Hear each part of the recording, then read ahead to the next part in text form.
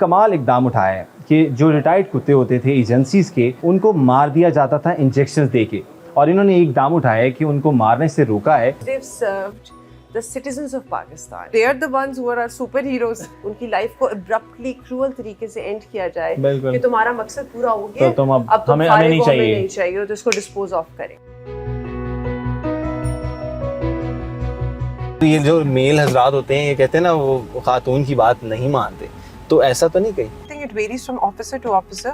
कोई एक ऐसा कोई केस आप भूल ना सकी हो? लड़का था, 15 साल की उम्र थी उसकी, उसका मर्डर हो गया था कि उसको नजर आ गया था एक दिन कि वो जो लड़का है ना वो मैसेजेस कर रहा है उसकी बहन को, और जब उसे ये पता चला तो उसने उसका ही shot him in the head.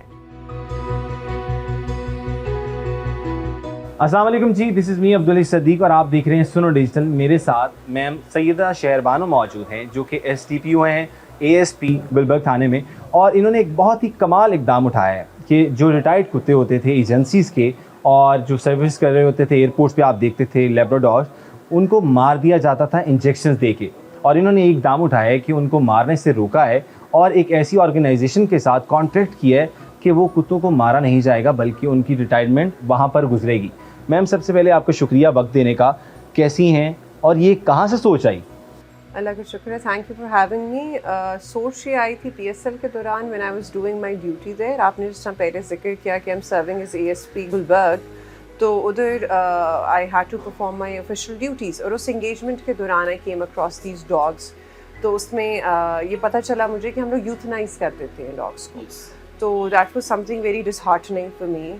तो considering that the current worthy IGP has been our teacher, हमारे उस्ताद रह चुके हैं, तो मैंने सर से, हाँ जी, मैंने सर से ये जिक्र किया and I wrote it down कि सर हमें इस चीज़ के बारे में कुछ करना चाहिए।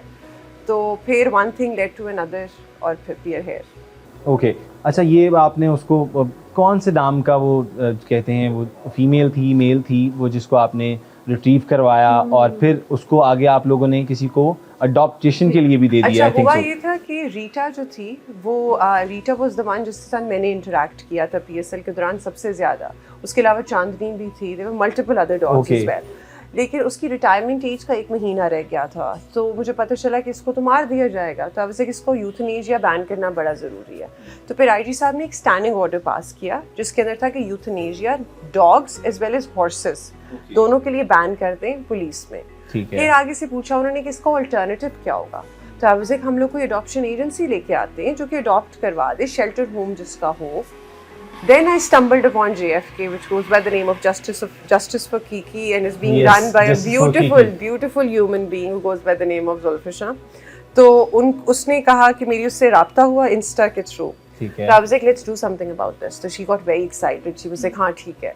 तो फिर हम लोगों ने एक ड्राफ्ट किया मेमोरेंडम ऑफ अंडरस्टैंडिंग, और फिर उसको वेट करने के बाद इसने जुल्फिशा ने प्रेजेंटेशन दी आके, तो फिर ये सेट क्राइटेरिया हो गया कि शेल्टर होम जो JFK है उसके थ्रू हम लोग फैमिलीज़ ढूंढेंगे जिनका बाद में इंटरव्यू होगा, स्क्रीनिंग होगी कि ये पेट लवर्स हैं, ये बिजनेसेस के लिए इस्तेमाल नहीं करेंगे, ये कमर्शियल पर्पसेस के लिए इस्तेमाल नहीं करेंगे, और फिर हम लोग उनको हैंड ओवर कर देंगे टू दीज लविंग फैमिलीज। ठीक है, जो लेना चाहेगा वो विलिंग होगा, एप्लीकेशन होगी, उसका प्रोसेस होगा।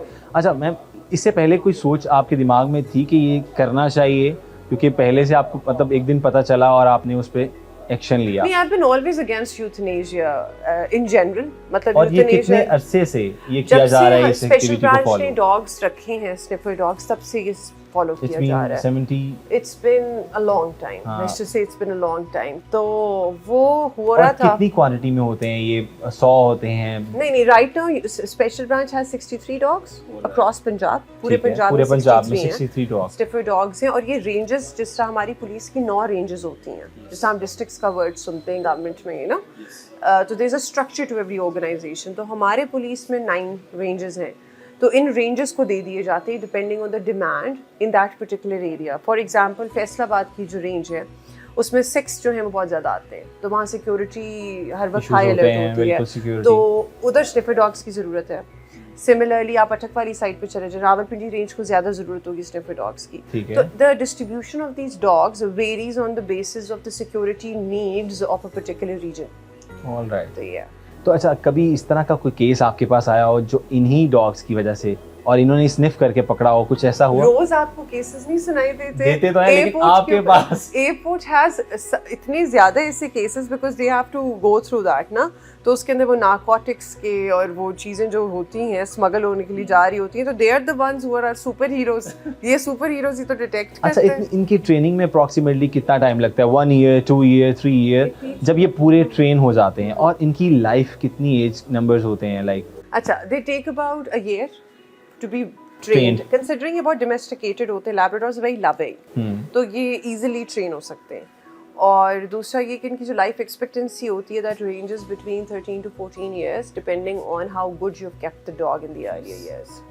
तो basically adoption का मकसद ये था कि they can have a happy ending because they've served the citizens of Pakistan instead of being cruelly, उनकी लाइफ को abruptly cruel तरीके से एंड किया जाए कि तुम्हारा मकसद पूरा हो गया, तो अब तुम हमें नहीं चाहिए तो इसको डिस्पोज ऑफ करें। उससे मुझे था कि बेहतर ये है कि उनको कोई लविंग होम हो, they should be around people. You have you seen the videos? Yes, बच्चे हैं उनके पास, उनके साथ खेल रहे हैं, क्रिकेट खेल रहे हैं, तो दैट शुड बी। अच्छा, you are a pet lover और नॉट? Yes I am. तो आपने कौन से जानवर रखे हुए हैं घर पे? मेरे पास 2 बिल्लियां हैं, they Persian cats and I got a dog and उसका नाम Daisy है, it's a German Shepherd. I recently got another one. It's a pup and it's a golden retriever. उनको टाइम कैसे देती हैं? इतनी सख्त ड्यूटी होती है, एज ए एसपी आप काम कर रही हैं और आजकल तो बहुत हेक्टिक मुहर्रम आए हुए हैं, तो फिर किस तरह से उनके साथ टाइम स्पेंड करती हैं? उनके पास काफी लविंग लोग हैं उन्हें टाइम देने के लिए। They've got a happy home, they're happy. Okay, very nice. हम बाहर भी चलते हैं और आपकी बाहर की एक्टिविटी भी देखते हैं ज़रा कि किस तरह से आप अपनी ड्यूटी करती हैं। ठीक।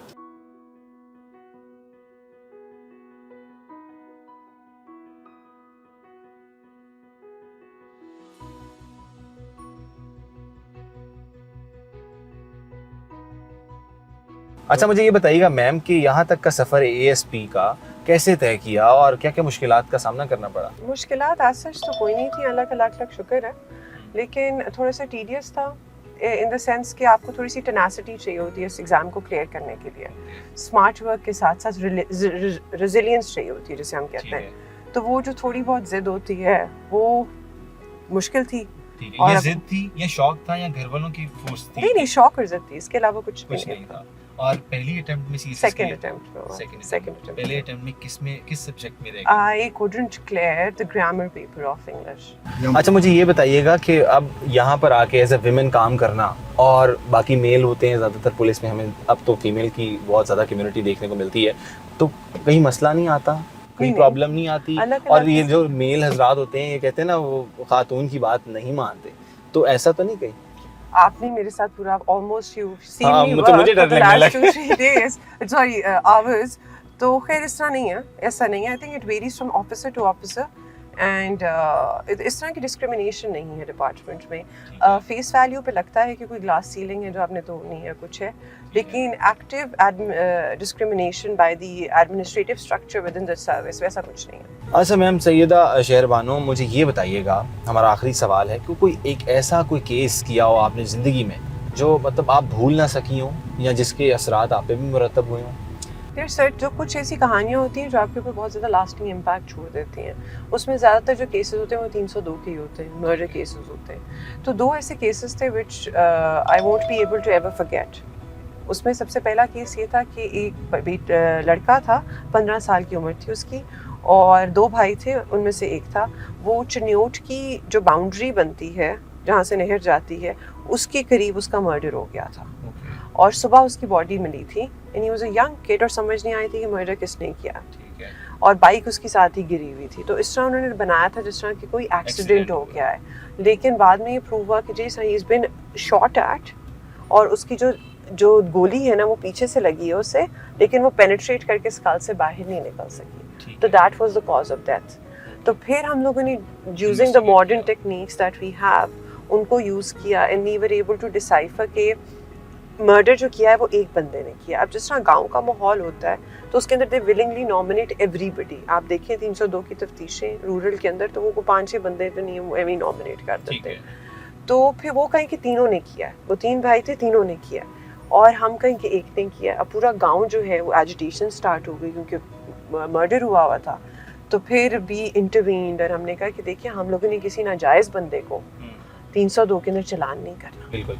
तो we एक took बहुत a sta- बड़ा exactly आप वो we लोगों took के a- लिए भी exactly, इम्तिहान होता है। और वो प्रेशर डाल रहे थे उसके थ्रू, तो we took a stand और हमने जो दोनों बच्चे हैं उनका नाम नहीं डाला और सिर्फ एक ही बंदे को उसमें चलान किया, तो जो कि उसका कज़न था। और रीजन क्या निकली? रीज़न ये निकली कि उसको नज़र आ गया था एक दिन कि वो जो लड़का है ना वो मैसेजेस कर रहा है उसकी बहन को, और जब उसे ये पता चला तो उसने उसका ही shot him in the head.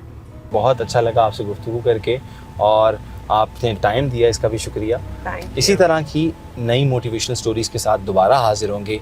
आप देखते रहिए सुनो डिजिटल और अब्दुल ही को दीजिए इजाज़त। अल्लाह हाफ़िज़ नासिर।